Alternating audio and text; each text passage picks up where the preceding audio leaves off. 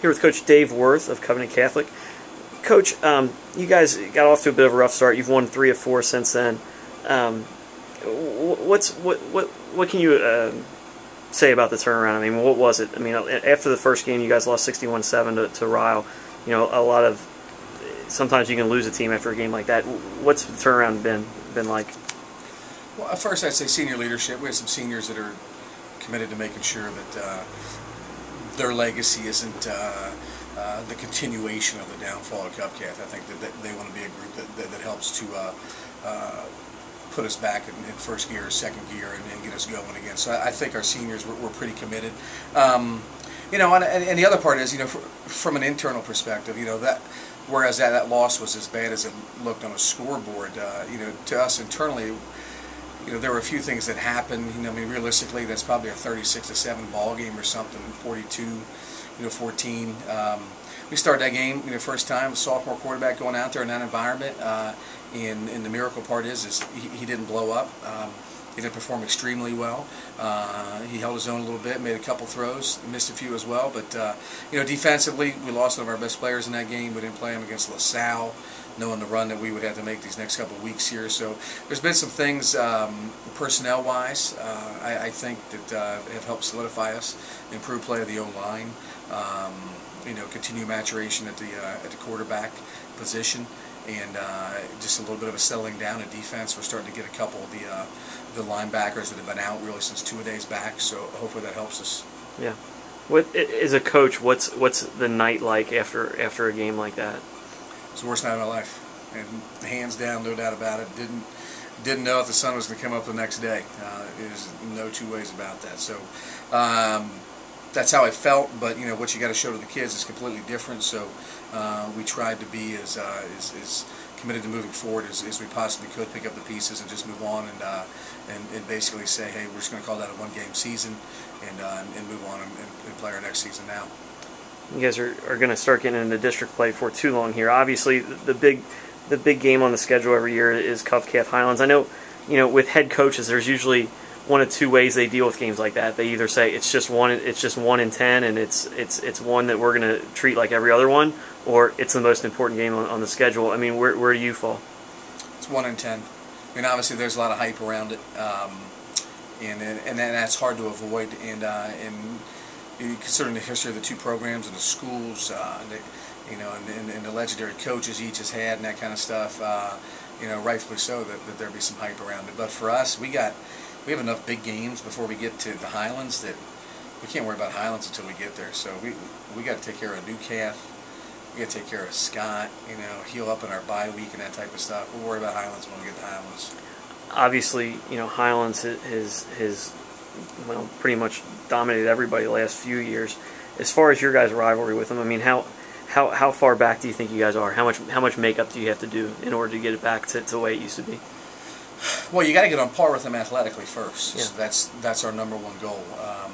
You know, we've accomplished some of that. We obviously have a ways to go still, but you know, usually the team with the best athletes on the field is going to win the football game, regardless of what you do schematically, offense or defense or anything else. And they typically have 11 really good athletes on the field. And the other thing is you know, winning as much as they have in the way that they have breeds a confidence and a mentality and a swagger that when they walk on the field, it actually elevates their play and it makes them better than what they really are. And we have to get some wins under our belt. We have to overcome situations like we put ourselves in at the first half of Beechwood in order to continue to grow and be in a position to beat those guys. I'm guessing you kind of stay up to date on some on new coaching fads and things like that. You know, the last few years we've seen the spread really take over. You know, we've seen some different things. You know, 3-3 stack. The stack defense has gotten real big. What's the next fad you see coming? I think a return to almost like what you see Ryle doing, which is playing an odd front, more out of a 52 or a 3-4 look, and running some West Coast pro-I type principles. But ultimately, in each program, you got to play to your personnel.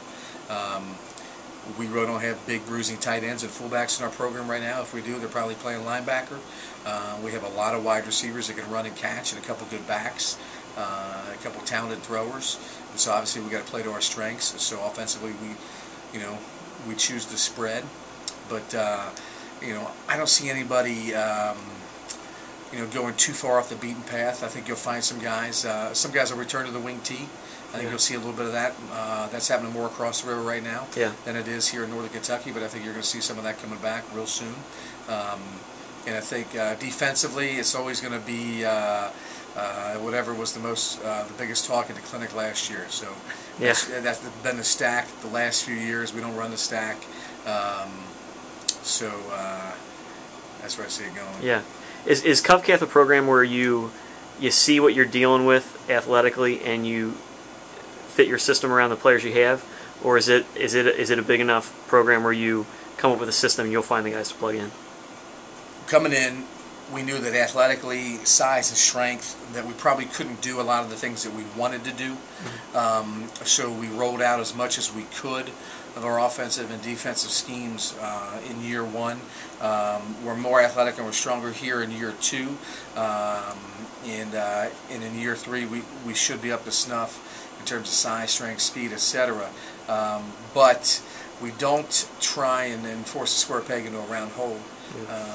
That's pretty stupid to do. So we feel like we're playing to our strengths, but we've probably erred on the side of asking too much out of our guys than too little. Yeah.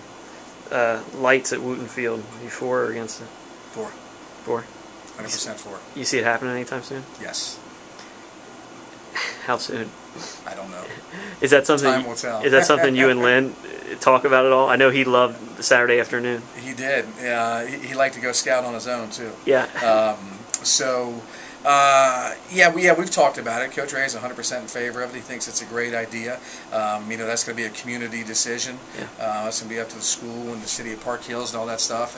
And the good news there is there's great people involved on both sides there. So when and if that comes up, I'm sure things will go fine. Definitely. Appreciate it, Coach. You got it. Thank you.